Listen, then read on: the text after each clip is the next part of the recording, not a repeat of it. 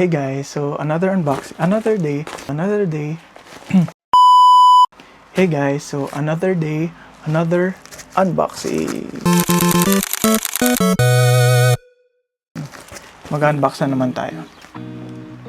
So this is from JG Superstore. So yan, kakatapos ko lang mag-photo shoot sa birthday sa isang resort. So kakauwi lang namin. And ito yung shots from the Sony a6500 and the Viltrox 9mm f2.8. So ito na, unbox na natin.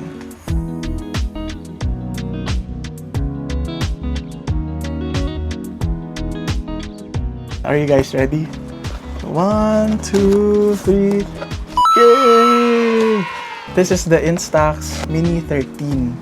So, bumili ulit ako ng bagong Instax. So, yung dati kong Instax is this one, Instax Mini 11. So, bakit nga ba ako bumili ng bago ulit? Bili ka ng bili, wala ka ng pambili, pero bili ka ng bili. Aray ko! So, bakit nga ba ako bumili ulit ng bago? Kasi, this one has self-timer. So, meron na siyang timer up to 2 seconds or 10 seconds yata. So, meron na siyang self-timer. Maganda to talaga pag mag-group selfie kayo. Hindi mo na kailangang hawakan. Kasi, ang problema ko kasi every time na hawakan ko yung ang laki ng mukha ko. Siyempre, ako yung maghahawak. So, kapag mag-shoot ng ganito, sobrang laki ng mukha ko. As in, ang laki. So, mas maganda talaga na i-timer na lang. Tapos, ilapag lang. So, shoutout nga pala sa JG Superstore. Actually, hindi ko alam kung ito na yung latest pero I think this is the latest one. Ayan. So, meron tayong dalawang Duracell na batteries. And yung strap. Yeah. And of course, syempre mga user manual. And of course, this is it. Don't just take, give. Sabi yung ganun. Instax. Wow! So this is in white. Syempre white. Ganda niya. Wow. It looks smaller. Tsaka square na siya.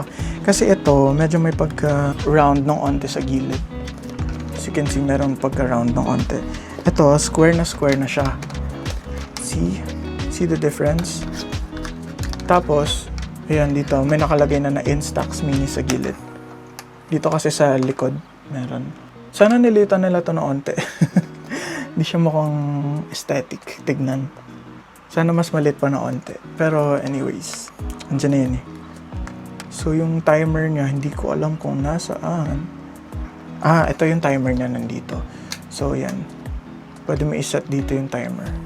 Ayan, almost same lang sila. Pero syempre this is the upgraded version, so expect natin ang better quality siya, especially in low light situations. And ayan, tas ang opening niya na is here para ma-open mo siya. So this is the on, tapos ito yung close up kung magsa-selfie. Compared dito na kailangan mo siya i-push dito. Ganda, guys. This is in white. Mas gusto ko talaga na piprint yung pictures. Bakit gustong-gusto ko ng Instax? Bakit kailangan ko ng Instax? First is I wanna give that as a giveaway para sa clients ko. Kapag mag-shoot ako, meron ako mga client shoot, gusto ko magbigay ng giveaway. And also, syempre for memories, for travel. So I have this journal na dito ko ilalagay yung mga photos or dito, ganyan. Ibang-iba pa rin kasi yung feel ng film. Yung vibe ng film. Yan. Let me know kung may mga katanungan kayo, guys. Sasagutin ko yan sa comment section. Okay, for now, tatry natin kapag meron na tayong film. See? Ganda. So, these are my Instax. I'm an Instax baby. Soon, magbibigay ako ng mga sample shots using this one. And i-compare ko rin siya sa mga shots ko dito. So, yun lang guys. Bye! What?